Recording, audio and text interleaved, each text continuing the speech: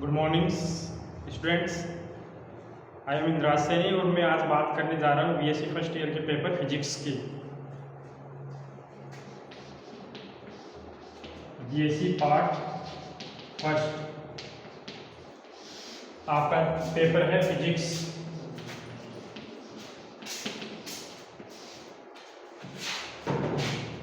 तो फिजिक्स की थ्योरी पढ़ने से पहले आप फर्स्ट ईयर के स्टूडेंट हो तो आपको थोड़ा सा इसके सिलेबस के बारे में पता होना चाहिए कि भाई इसमें फिजिक्स में कितने पेपर हैं, बीएससी फर्स्ट ईयर में कितने पेपर चल रहे हैं, पेपरों के मार्क्स कितने हैं, मिनिमम पास मार्किंग कितनी है, पास होने का जो तरीका है वो क्या है, पेपर पैटर्न कैसा है, कितने क्वेश्चन आएंगे पेपर के अंदर। तो इन चीज़ों का पहले थोड़ा सा ब्रीफली देख लेते हैं इनको और उसके बाद में हम आगे इसकी थ्योरी स्टार्ट करते हैं। तो देखो यहाँ पे जो फिजिक्स है, आपके फिजिक्स का जो पेपर है वो मैक्सिमम जो मार्क्स हैं वो 100 के हैं और जो मिनिमम पास मार्किंग है वो 36 नंबर है। ठीक है, तो 36 नंबर कैसे आए? यहाँ पे जो फिजिक्स है आपके बीएससी फर्स्ट ईयर में इसको 3 पार्टों में अर्थात 3 पेपर का नाम दिया गया है, 3 पेपर में बांटा गया है। Paper first, paper second, paper third. ठीक है, तो यहाँ पे 3 पेपर हैं आपके और 3 पेपर, ये पेपर फर्स्ट का जो नाम है वो है मैकेनिक्स, पेपर जो सेकंड है आपका इलेक्ट्रोमैग्नेटिक,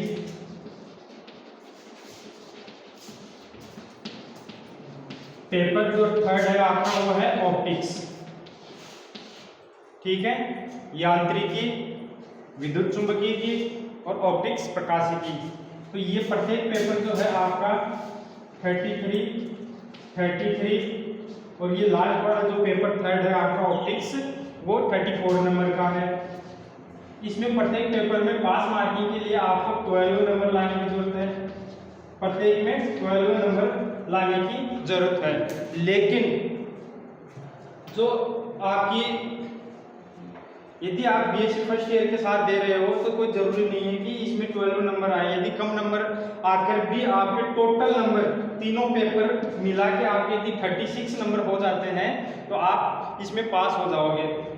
यदि तीनों को मिला के भी 36 नंबर नहीं होते हैं तो आपका जिस पेपर में आपके 12 से कम नंबर आए हैं वो पेपर बैक लग जाएगा और उसको आप फिर अगले सेकेंड ईयर के साथ उसको देना पड़ेगा। तो अच्छा है कि तीनों में कैसे भी मिल मिला के आप फर्स्ट ईयर में ही 36 नंबर लेके आ जाओ। यदि किसी को पास होना है और जो जिसको अच्छे अंक लाने हैं वो तो शुरू से पढ़ ही रहा होगा और पढ़ेगा। ठीक है, तो उसकी तो ये 36 का चक्कर ही नहीं है। ठीक है, लेकिन जो पास मार्किंग के लिए सोच रहा है वो कैसे भी कर करा के इन तीनों पेपर्स में 36 नंबर लेके आ जाओ। चाहे से इन दोनों पेपर को मिला के 36 नंबर हो जाए, इसमें 0 या 1-2 नंबर आ जाए तो भी आप पास हो जाओगे। लेकिन यदि एक बार यदि ये पेपर छूट गया, बैक लग गई, तो फिर इसको पास करने के लिए फिर 12 नंबर ही चाहिए। 12 नंबर से कम यदि आएंगे तो ये फेल ही होता रहेगा हमेशा। ठीक है, तो अब ये तो थे आपके पेपर के नाम।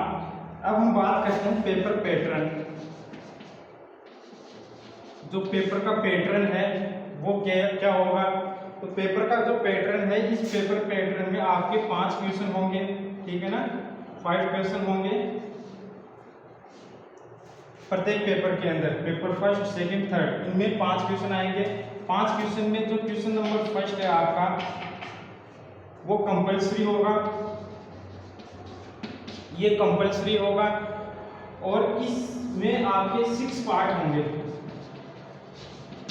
ठीक है, इसके अंदर क्वेश्चन नंबर 1 फर्स्ट में आपके 6 पार्ट होंगे जो कि 9 मार्क्स का है, जो कि 9 मार्क्स का है। और क्वेश्चन नंबर 2 से क्वेश्चन नंबर 5, ये 2, 3, 4, 5 ये क्वेश्चन हो गए 4। ठीक है, तो ये चारों जो क्वेश्चन है आपके यूनिट वाइज आएंगे। चारों क्वेश्चन आपके यूनिट से आएंगे और प्रत्येक यूनिट से एक क्वेश्चन आएगा। ठीक है ना, 1 क्वेश्चन होगा प्रत्येक यूनिट से और ये जो क्वेश्चन होगा ये 2 पार्ट्स में डिवाइडेड होगा, ए एंड बी। ठीक है, जहाँ पे ये जो ए पार्ट है आपका, ये करना कंपल्सरी है, ये करना कंपल्सरी है, सभी के लिए कंपल्सरी होगा। जबकि जो ये बी पार्ट है इसमें 2 पार्ट होंगे, और लगा के 2 पार्ट होंगे, जिसमें आपका जो इच्छा करे वो क्वेश्चन आप कर सकते हो, अर्थात ये चॉइस वाला क्वेश्चन होगा बी में, जो इच्छा हो वो इस चूज करके इसको कर सकते हो। तो ये जो प्रत्येक क्वेश्चन है 2 से 5 तक, ये प्रत्येक क्वेश्चन 6 मार्क्स का होगा, ठीक है ना, ये 6 मार्क्स का होगा। और ये जो ए और बी पार्ट है ये 3 पार्ट के होंगे, 3 नंबर के होंगे। ठीक है, तो ऐसे कुल मिला के ये जो पेपर है, पेपर फर्स्ट 33 और ये 33 और ये 34 नंबर का होगा। ठीक है, इसमें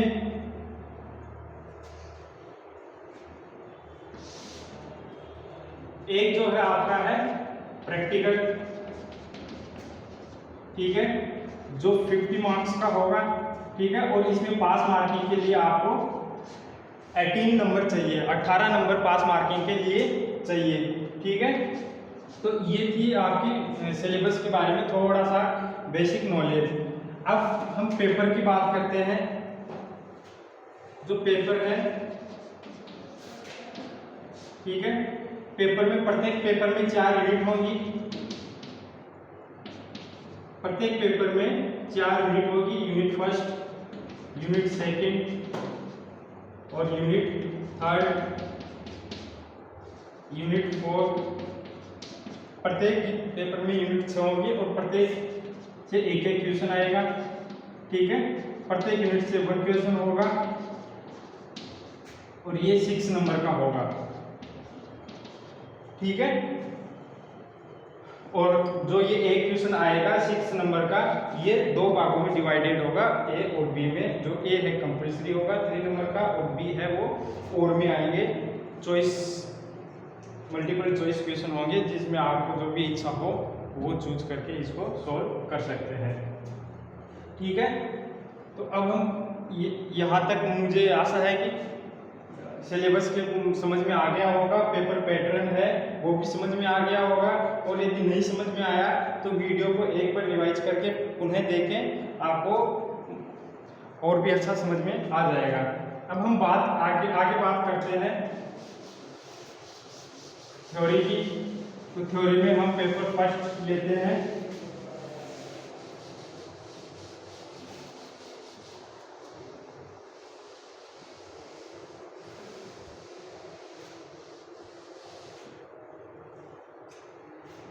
ठीक है, पेपर फर्स्ट मैकेनिक्स, जो आपका मैकेनिक्स है। ठीक है, तो जैसा कि मैं पहले बता चुका हूँ कि प्रत्येक पेपर में 4 यूनिट है, इसमें भी इस मैकेनिक्स को भी 4 यूनिट्स में डिवाइडेड किया गया है। तो हम यहाँ पे यूनिट वाइज स्टडी करेंगे।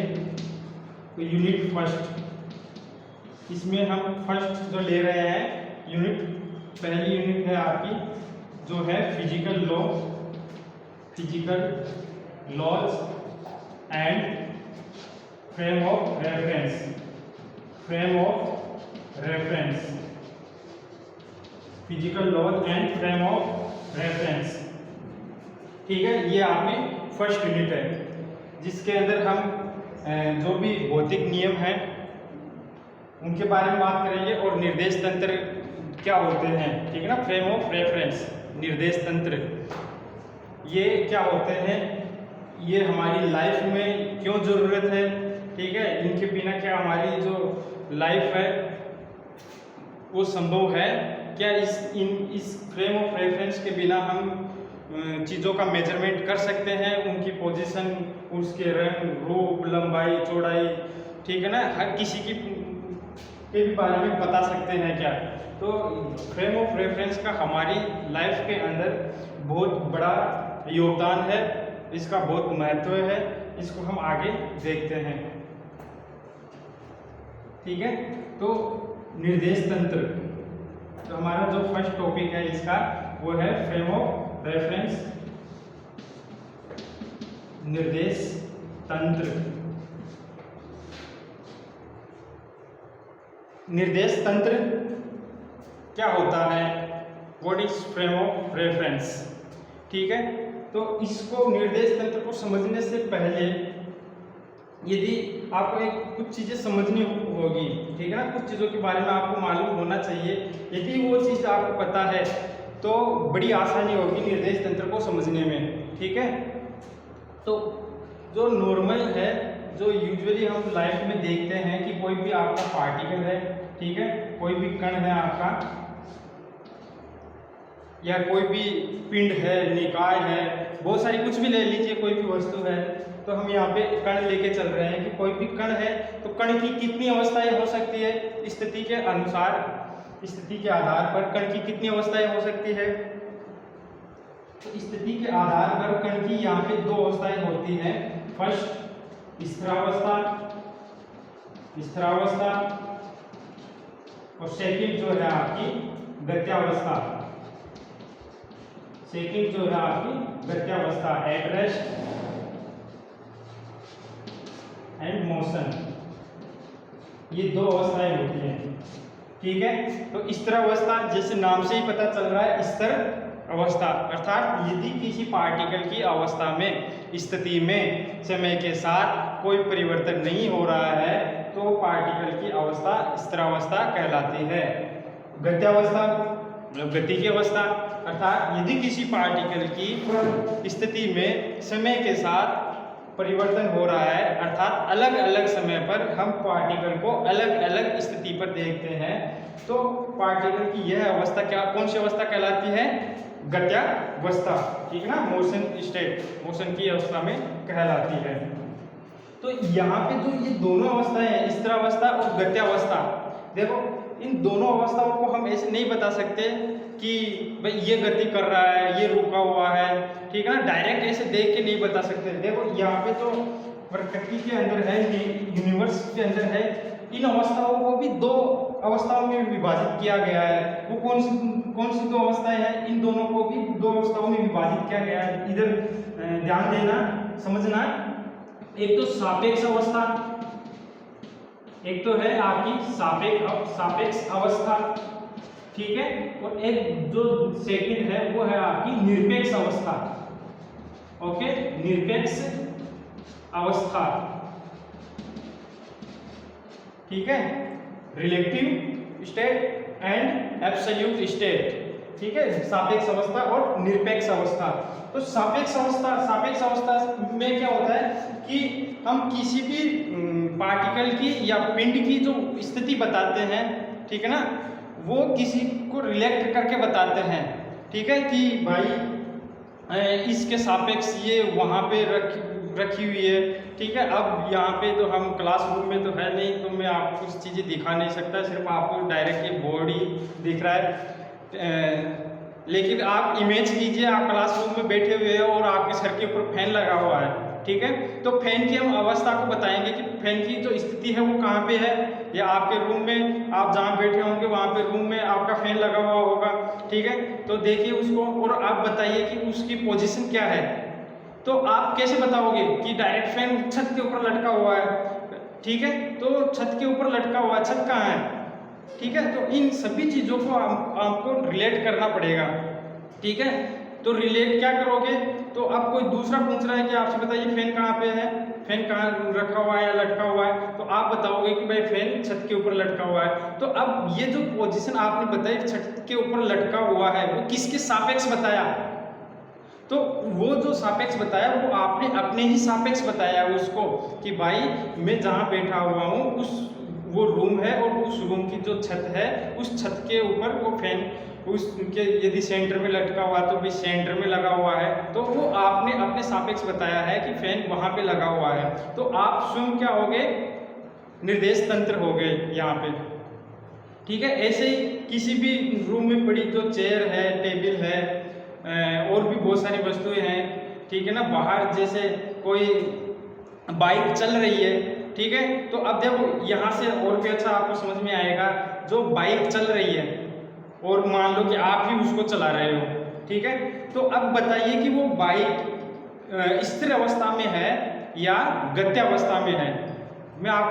मैं पूछ रहा हूँ कि आप बाइक को चला रहे हैं, ठीक है ना, आप बाइक के ऊपर बैठे हैं, तो अब मैं पूछ रहा हूँ कि वो बाइक है वो स्थिरावस्था में है या गत्यावस्था में है, तो उसकी कौन सी अवस्था होगी वहाँ पे, बताइए।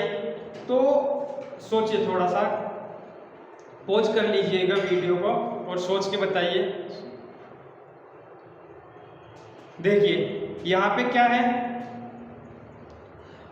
उस बाइक को देखा किसके सापेक्ष जा रहा है, उस बाइक को देखा किसके सापेक्ष जा रहा है, आप खुद देख रहे हैं उस बाइक को, ठीक है, अपने सापेक्ष, या कोई दूसरा उस बाइक को देख रहा है अपने सापेक्ष, जो कि सड़क के किनारे पे खड़ा है, ठीक है ना, वो देख रहा है उस बाइक को। तो यदि आप उस बाइक को देख रहे हैं आपके सापेक्ष, तो आपके सापेक्ष वो बाइक रेस्ट अवस्था में है, ठीक है ना। जो ये आपकी बाइक है, आप बाइक के ऊपर बैठे हैं, ठीक है, और एक यहाँ पे जो ये सड़क है आपकी, यहाँ पे एक बंदा खड़ा है, ठीक है, ये, और एक ये देख रहा है इस बाइक को। तो ये जो बाइक है ये चल रही है, ठीक है ना, किसी वेलोसिटी v से चल रही है, तो ये आप है, तो आपके सापेक्ष ये जो बाइक की अवस्था है वो है रेस्ट अवस्था, स्थिरावस्था। क्योंकि आपके सापेक्ष बाइक किस वेलोसिटी से मूव कर रही है, बताइए, 0, 0, क्योंकि आपकी वेलोसिटी भी v है, बाइक की वेलोसिटी भी v है, दोनों साथ साथ चल रहे हैं, तो आपको ये बाइक हमेशा रेस्ट में लगेगी, आप हमेशा ही इस बाइक के ऊपर बैठे रहेंगे। ये नहीं है कि बाइक आगे चली जाएगी आप पीछे छूट जाओगे, ठीक है। जबकि ये जो बंदा है इस बाइक को देख रहा है, यहाँ से इस बंदे को ये बाइक चलती हुई दिखाई दे रही है, क्योंकि जैसे जैसे समय बढ़ रहा है इस बाइक की पोजीशन चेंज होती जा रही है, पहले यहाँ थी, अब यहाँ गई, आगे यहाँ चली जाएगी। तो इसके लिए इस बाइक की जो पोजीशन है वो है गत्यावस्था। इसके लिए इस बाइक की जो पोजीशन है वो गत्यावस्था, अर्थात अब यहाँ से आपको समझ में आ गया होगा कि स्थिरावस्था और गत्यावस्था ये दोनों ही क्या है, सापेक्ष अवस्थाएं हैं। इन दोनों को हम सीधा नहीं बता सकते कि ये स्थिर है या गत्यावस्था में है, ठीक है। हमको यहाँ पे किसी चीज से रिलेट करना पड़ेगा कि हम उस चीज को बता किसके सापेक्ष रहे हैं, ठीक है। अब यदि हम देखें कि हम अर्थ के ऊपर खड़े हैं, अब एक ये एग्जाम्पल ले लो, तो क्या आपको अर्थ घूमती हुई दिखाई दे रही है? नहीं दिखाई दे रही है।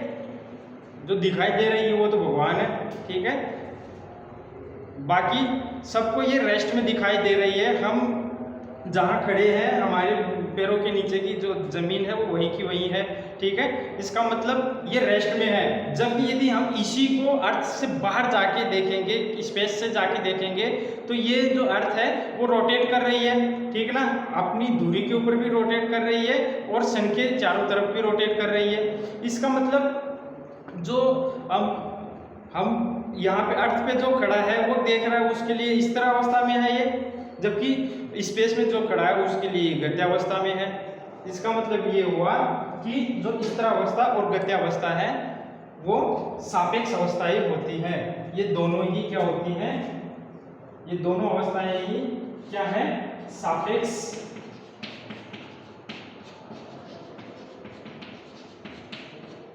अवस्था है, ठीक है। रही दूसरी निरपेक्ष अवस्था, तो भाई फिर बताइए निरपेक्ष अवस्था क्या होती है। तो देखिए निरपेक्ष अवस्था क्या होती है कि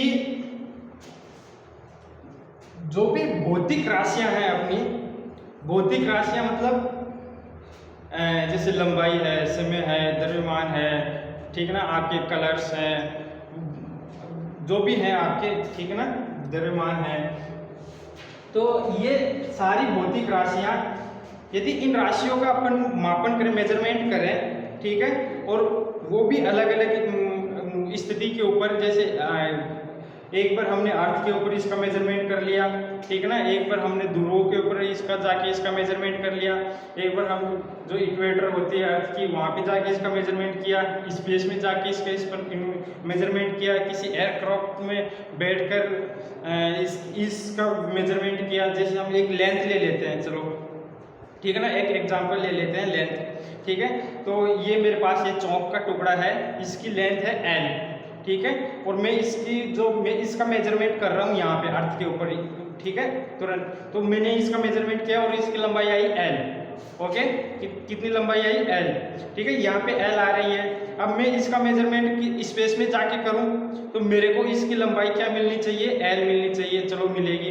यदि मैं किसी एयरक्राफ्ट में इसका मेजरमेंट करूँ, ठीक है ना, किसी एयरक्राफ्ट में इसका मेजरमेंट करूँ, जो हवाई जहाज होते हैं आपके, ठीक है, इसके अंदर बैठ के यहाँ से इस L लंबाई जो अभी मेरे पास चौक है, इस L लंबाई का मेजरमेंट करूं, जो कि ये v वेग से मूव कर रहा है, ठीक है ना, ऑलमोस्ट c है ये, ठीक है ना, ये जो इसकी वेलोसिटी है v ऑलमोस्ट c। तो मैं यदि इसके अंदर बैठकर या इसके अंदर बैठा कोई भी व्यक्ति इसका मेजरमेंट करेगा तो उसको ये जो है L, ये L दिखाई नहीं देगी, वो कितनी दिखाई देगी, ये दिखाई देगी L prime equal to L root 1 minus v square upon c square, ठीक है। तो जो ये चौक का टुकड़ा था जिसकी लंबाई L थी, ठीक है, अब इस एयरक्राफ्ट में जिसकी velocity almost equal to c, यहाँ पे लाइट वेलोसिटी है, तो उसको ये जो लंबाई है L, वो L prime equal to L root 1 minus v square upon c square दिखाई देगी, अर्थात इसको छोटी दिखाई देगी। ये L जो है ये जो चौक है वो छोटी दिखाई देगी। तो इसका मतलब क्या हुआ कि जो ये भौतिक राशियां हैं, वो कोई सी भी भौतिक राशि ले लीजिएगा आप, ठीक ना, कोई भी, उनका मापन हम डायरेक्ट नहीं कर सकते और उनको हम डायरेक्ट ऐसे नहीं बता सकते भाई इसकी लंबाई L है, और दुनिया के किसी भी कोने में जाके अंतरिक्ष के स्पेस में कहीं पे भी जाके इसकी लंबाई आप मेजरमेंट कर लीजिएगा, हमेशा L ही रहेगी। तो यदि हमेशा इसकी वैल्यू L ही रहेगी तो ये कहलाएगी निरपेक्ष अवस्था, इसकी निरपेक्ष वैल्यू कहलाएगी, एब्सोल्यूट वैल्यू कहलाएगी, ठीक है। लेकिन देखिए अब मैं आपसे एक क्वेश्चन करता हूँ, इसको हटा रहा हूँ मैं, बता रहा है इसको। मैंने आपके सामने ये बोर्ड के ऊपर ये एक लाइन खींची है, ठीक है, तो बताइए कि ये लाइन जो है ये छोटी है या बड़ी है, कोई भी, ये छोटी है या बड़ी है, सोच के देखिए आप। अब मुझे पता है किसी के विचार चल रहे हैं, ये तो यार छोटी सी लाइन है, कोई देख रहा होगा कि यार बड़ी लाइन है, तो आप नहीं बता सकते, ठीक है। अब बताइए, अब ये जो लाइन है ये छोटी है क्या बड़ी है, तो आप आसानी से बता पाओगे कि सर ये जो लाइन है इसके सापेक्ष छोटी है, ठीक है। जबकि मैं पूछूं कि ये लाइन जो है, अब जो मैंने नहीं बनाई है, ये लाइन छोटी है क्या बड़ी है, तो आप बताओगे आसानी से कि सर ये लाइन बड़ी है। लेकिन अब बताइए ये लाइन क्या है, अब बताइए ये लाइन क्या है, तो अब आप बताओगे कि ये लाइन छोटी है, इसके सापेक्ष छोटी है, जबकि इसके सापेक्ष बड़ी है, ठीक है। तो इस दुनिया के अंदर निरपेक्ष अवस्था नाम की कोई चीज नहीं होती है, सारी चीजें सापेक्ष होती हैं। किसी भी चीज को बताने के लिए हमको किसी दूसरे चीज से रिलेट करना ही पड़ेगा, ठीक है। कोई बंदा लंबा है, कोई बंदा छोटा है, यदि उस बंदे के सामने लंबा बंदा आता है तो वो छोटा हो जाता है, छोटा बंदा आता है तो वो लंबा हो जाता है, ठीक है। यदि दुनिया के अंदर ये गोरा काला ये जो कलर होते ये नहीं होता है तो पता ही नहीं चलता कौन गोरा है कौन काला है, ठीक है ना। तो जब दो कलर सामने आते हैं तो बता देते हैं भाई ये इससे अलग कलर है, ये वाइट है चमकीला है, ये ब्लैक है, चमक कम, इसकी चमक इससे कम है तो ये ब्लैक है। तो सभी अवस्थाएं सापेक्ष अवस्था होती है। इसका मतलब अभी आपने देखा कि हर चीज को बताने के लिए हमको किसकी जरूरत होती है, एक निर्देश की जरूरत होती है, ठीक है ना। तो उस वस्तु को जिसके सापेक्ष हम किसी दूसरी वस्तु की स्थिति को रिप्रेजेंट करते हैं, व्यक्त करते हैं, उस वस्तु को हम क्या बोलते हैं? निर्देश तंत्र। तो अब हम बात करते हैं निर्देश तंत्र की। अब हम बात करते हैं निर्देश तंत्र की। ये है आपका फ्रेम ऑफ रेफरेंस।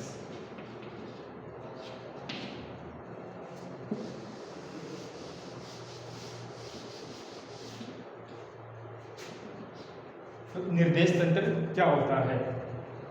ठीक है, तो वह पिंड या निकाय जिसके सापेक्ष हम किसी अन्य पिंड या निकाय की अवस्था को व्यक्त करते हैं, निर्देश तंत्र कहलाता है।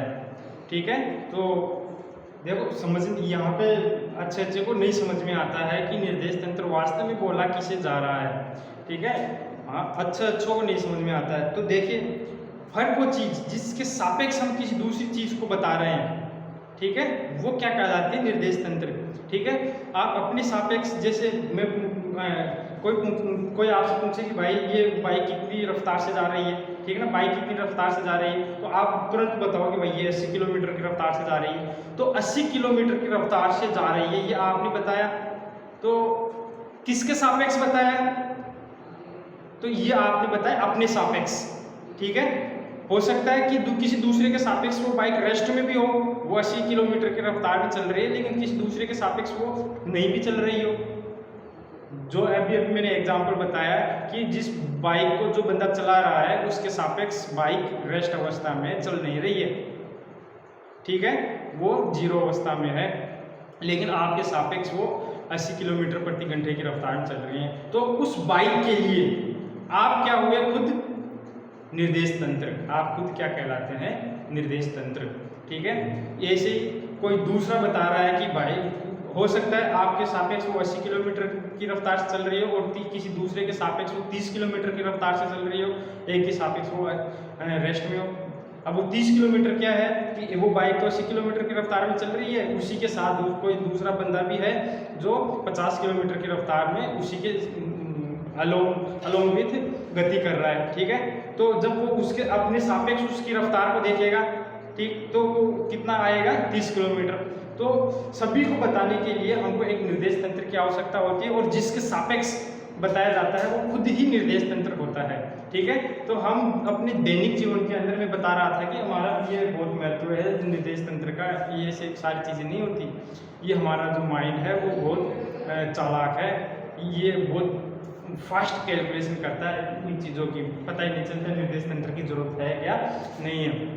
कोई भी चीज़ हम बताते हैं कि ये भाई इतना लंबा है, इतना इसका इतना वेट है, इतना ये गोरा है, काला है, पीला है, ठीक है, ये इतनी इसकी इतनी रफ्तार है, ठीक है ना, ये गहरा है, ये ऊंचा है, ये जितनी भी ये चीज़ें हैं ना, ये भाई इसका टेम्परेचर ज़्यादा है, इसका टेम्परेचर कम है, ठीक है, ये ज़्यादा ठंडा है, और भी जो भी आप सोच सकते हैं वो सारी चीज़ें क्या है? रिलेटिव है। उन सारी चीज़ों को हम निर्देश तंत्र से ही बताते हैं, और ये जो हमारा माइंड है वो बड़ी तेज से ये कैलकुलेशन करता है बताने के लिए। ठीक है, तो आशा करता हूँ कि निर्देश तंत्र के बारे में समझ में आया होगा। ठीक है,